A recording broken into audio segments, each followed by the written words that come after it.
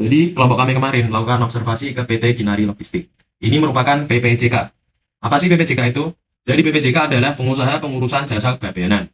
Yang pada prinsipnya, ini adalah panjangan tangan dari eksportir maupun importir untuk pengurusan dokumen kepabeanan.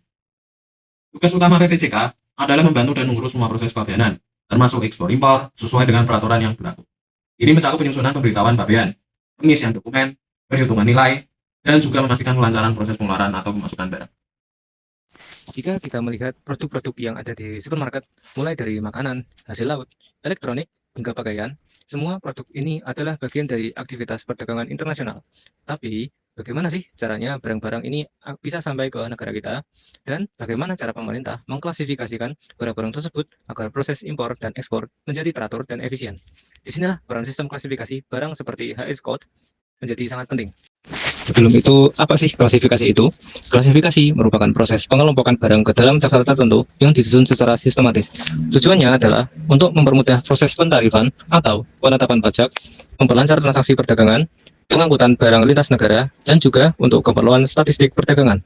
Dengan adanya klasifikasi ini, setiap jenis barang memiliki kode yang berbeda, sehingga mempermudah proses identifikasi serta pengawasan oleh instansi atau pemerintah. Teman, ada yang tahu nggak sih apa itu HS Code? HS Code atau Harmonized System merupakan sebuah konvensi internasional yang mengatur struktur klasifikasi barang perdagangan secara sistematis.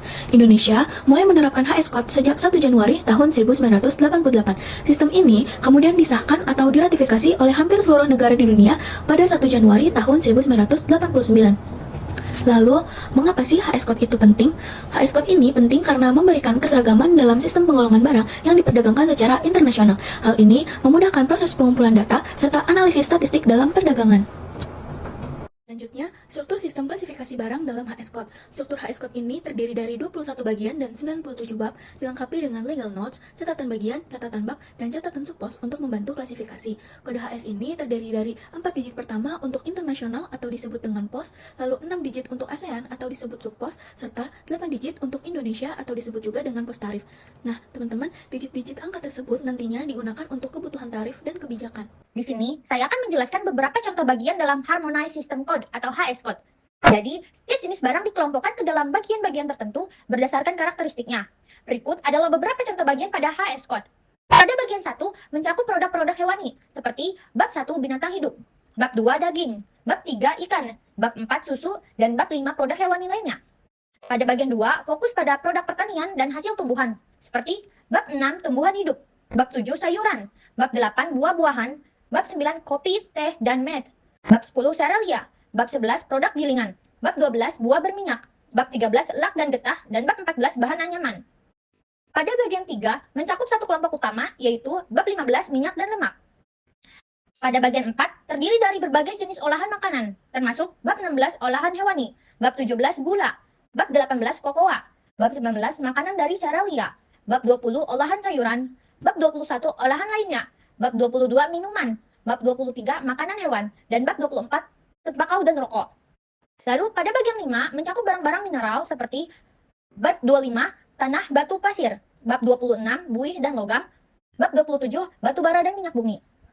Jadi, dengan memahami pembagian ini, pelaku usaha dapat mengklasifikasikan barangnya dengan tepat untuk keperluan perdagangan internasional maupun pemenuhan regulasi ekspor-impor. Jadi, hal ini dapat mempermudah proses identifikasi barang, serta dapat meminimalisir kendala pada bea cukai. Baik, selanjutnya ada buku tarif kepabeanan Indonesia. Penentuan klasifikasi barang, semua produk sudah diatur oleh BTKI atau buku tarif kepabeanan Indonesia. Jika ada salah, maka salah tersebut hanya sebagian kecil dari kemungkinan yang ada. Jikalau ada kesalahan pada HS Code, tidak ada hukum pidana, yang ada cuma denda yang termasuk denda administrasi.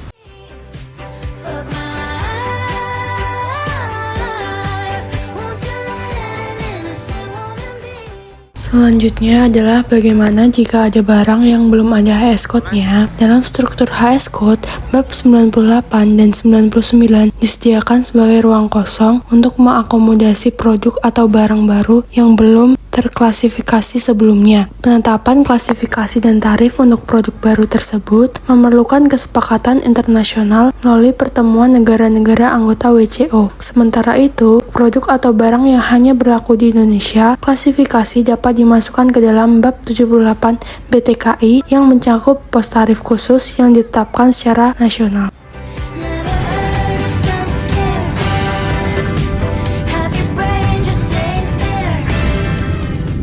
Hubungan asuransi dengan HS Code. Penentuan nilai asuransi dalam pengiriman barang lintas negara. Nilai barang yang diasuransikan tersebut seringkali ditentukan berdasarkan dokumen ekspor ataupun impor yang mencantumkan HS Code. Nah, HS Code mengklasifikasikan barang secara spesifik sehingga dapat memudahkan pihak asuransi memahami jenis barang yang diasuransikan, lalu membantu menilai tingkat resiko berdasarkan kategori barang. Misalnya, elektronik lebih beresiko daripada tekstil dalam beberapa kasus, dan menentukan premi asuransi berdasarkan jenis barang dan nilainya.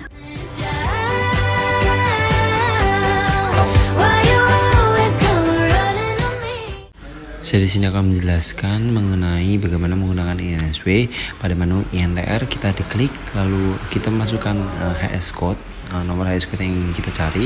Lalu di sini banyak menu yang tertera. Saya memilih peraturan. Di situ tertulis pada peraturan terpopuler. Terus ada ATR Indonesia. Lalu di sini menunjukkan juga ada kurs pajak antara rupiah dan nilai tukar lainnya, dan update peraturan terbaru dari Kementerian Keuangan.